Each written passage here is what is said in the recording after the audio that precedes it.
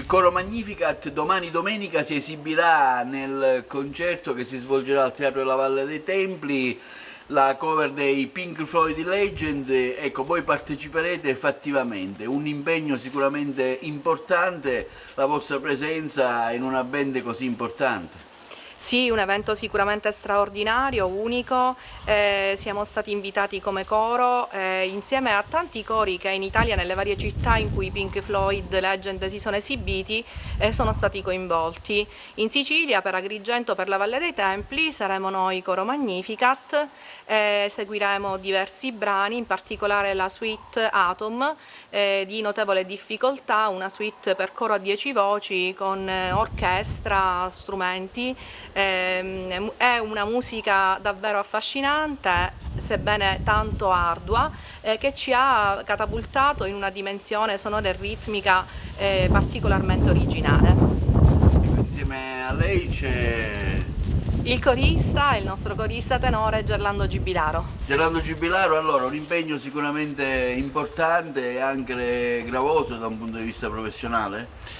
Sì, sì, decisamente. I coristi, io parlo a nome di tutti, hanno affrontato stoicamente le prove estenuanti estive che generalmente non abbiamo mai fatto.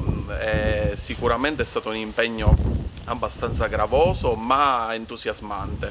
Siamo tutti felicissimi di partecipare a questo evento che è straordinario, che ci sarà domani sera alla Valle dei Templi, e seguire Atom Earth Mother, ma anche capolavori dei Pink Floyd come Comfortably Numb, In the Flash e via discorrendo, è veramente un qualcosa che ci proietta verso un entusiasmo particolare. Ecco, un'esperienza professionale certamente che lascerà il segno all'interno della vostra associazione, del vostro gruppo.